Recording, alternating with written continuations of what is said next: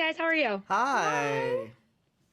So to start, I love that this is a coming of age story with a young girl at the center of it. It makes me very, very happy because most of the time we have sad ones, but this is she's getting up to some stuff and Yeah.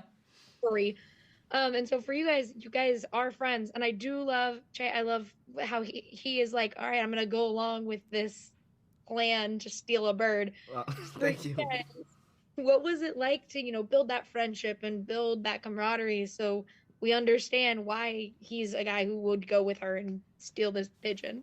Well, Brooklyn's not that hard to like. She's very likable. So, I mean, Aw. it was very easy, like, just building that friendship. So, I mean, as in, it was. So, I feel like it really came across on screen too, because, like, she's able to, like, get me in a chokehold and, like, stuff like that. I feel like that we're able to, like, have that, I guess, like, camaraderie with each other that it shows up on screen too. Well, I think we definitely became really comfortable. He's my best friend. I love him. He's. I can tell because you both have done this. Both when we talk about each other, we just go like this. We're inflating each other's ego, I feel. But no, he just like he's.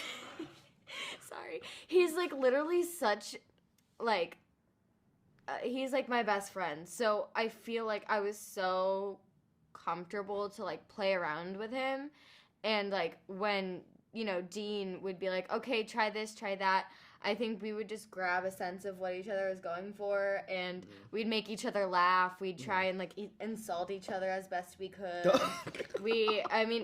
Between takes, like I would grab him and like shake him, and Yeah. it's definitely from the moment that I met Che, I was like, oh yeah, this kid is gonna be my friend. Yeah. I was different than all the other guys. Better than Willem Dafoe, better than Brian Cox. It's just you. It's just me. Just Che. Sorry, Willem. Sorry, Finn. I do. I keep bringing this up, and this reference might go over your heads. There was an episode of Hey Arnold that I used to watch when I was a kid, where he goes to see the pigeon man who lives on top of a building, and it made me laugh so hard because the whole time I was like, "Man, this is like that Hey Arnold episode." Did you guys have a reference for people, like when you were trying to think of like before Brian's character comes into the movie? Did you guys have a specific idea in mind of who this pigeon man was going to be? Oh yeah, definitely. I love Hey Arnold. Move it, football head.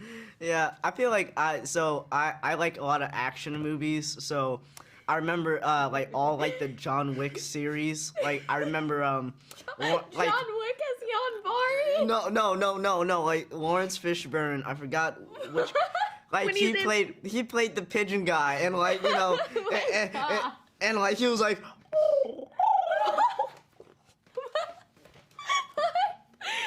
I'm sorry, this kid makes me laugh so hard. so yeah, that's the guy, I I don't know why. I just envisioned like a crossover between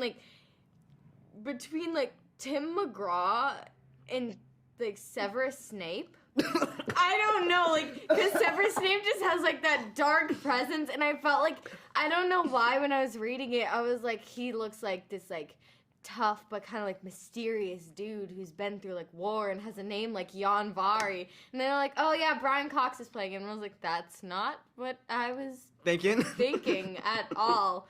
I've always thought of myself as like Jan Bari as like, like, remember like the pigeon lady in Home Alone? Like how like all the pigeons are like just like lined up and everything. Yeah. Brian became that person. He loved the birds. Yeah, yeah, but I love all of these ideas, and then Brian Cox is the pigeon man. Yeah. They were all out there, and then it was Brian Cox. yeah. But thank Brian's you guys for gonna love talking. this. Yeah, he is. But thank you for talking with me today. I really appreciate it, and I can't wait for people to get to see the movie. Oh yes, Thank you. of course. Thank you. Thank you. Have a great one. You too.